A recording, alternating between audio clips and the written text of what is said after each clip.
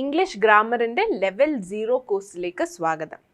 Level 0 എന്നാൽ basic കാര്യങ്ങൾ, ഇംഗ്ലീഷിൻ്റെ ഏറ്റവും ബേസിക് കാര്യങ്ങൾ, നമ്മൾ സ്കൂളിലൊക്കെ പഠിച്ച ബേസിക് കാര്യങ്ങൾ നമ്മളിവിടെ ഡിസ്കസ് ചെയ്ത് പോവുകയാണ്. നമ്മുടെ ആ ബേസ് സ്ട്രോങ് ആക്കാൻ, ഇംഗ്ലീഷിൻ്റെ ആ ഫൗണ്ടേഷൻ ഒന്ന് സ്ട്രോങ് ആക്കാനായിട്ട്. ഓക്കെ, അപ്പോൾ നമ്മൾ ഡിസ്കസ് ചെയ്ത് വരുന്നത് ഇവിടെ ആക്റ്റീവ് ആൻഡ് പാസീവ് വോയിസ് ആണ്. ആക്റ്റീവ് ആൻഡ് പാസീവിൻ്റെ 3ാമത്തെ ക്ലാസ്സാണ് ഇത്. ഈ സെൻറ്റൻസസ് ഒന്ന് നോക്കാം. Her father will buy a car. My sister will bring gifts. Will your family accompany you? ഈ സെൻറ്റൻസസ് ഒക്കെ ഏത് ടെൻസിലാണ് ഇവിടെ വന്നിരിക്കുന്നത്? Simple future. സിമ്പിൾ ഫ്യൂച്ചർ ടെൻസിലാണ് ഈ സെൻറ്റൻസസ് എല്ലാം ഇവിടെ കൊടുത്തിരിക്കുന്നത്. ഇനി ആക്റ്റീവ് ആയിട്ടുള്ള ഈ സെൻറ്റൻസസ് നമുക്ക് പാസീവായിട്ട് കൺവേർട്ട് ചെയ്യണം. അത് നമ്മൾ എങ്ങനെ ചെയ്യും നോക്കാം.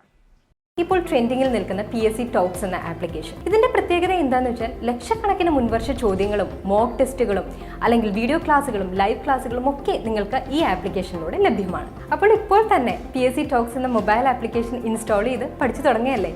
ഒരു സർക്കാർ ജോലി എന്ന നിങ്ങളുടെ സ്വപ്നം സാക്ഷാത്കരിക്കാൻ കഴിയട്ടെ എന്ന് ആശംസിക്കുന്നു.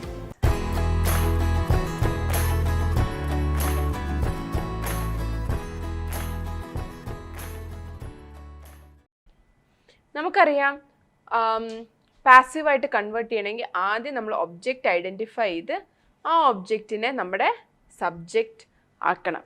Her father will buy A car. അപ്പോൾ എ കാറാണ് ഇവിടുത്തെ ഒബ്ജക്റ്റ്. അപ്പോൾ ഈ ഒബ്ജക്റ്റ് ഇവിടെ എന്താവണം? സബ്ജക്റ്റ് ആവണം. A car. പിന്നെ വരേണ്ടത് നമ്മുടെ വേർബാണ്.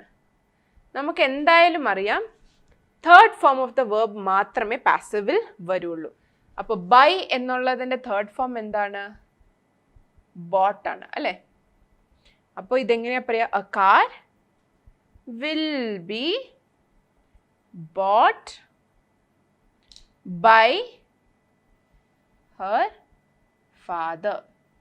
A car will be bought by her father. ഇങ്ങനെയായിരിക്കും ഈ ഒരു സെൻറ്റൻസ് നമ്മൾ പാസീവിലേക്ക് കൺവേർട്ട് ചെയ്യുക. അടുത്ത സെൻറ്റൻസ് നോക്കാം. My sister will bring gifts.